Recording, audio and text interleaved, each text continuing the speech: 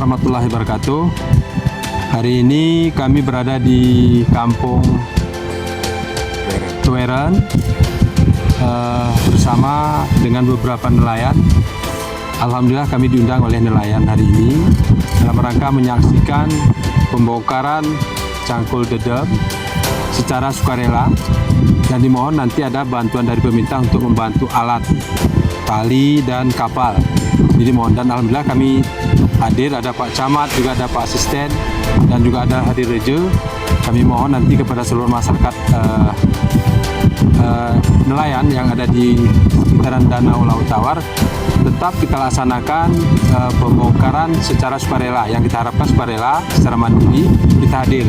Nanti waktu yang kita batasi sesuai dengan RPJM nasional tentang revitalisasi Danau Laut Tawar sudah masuk kepada RPJM nasional.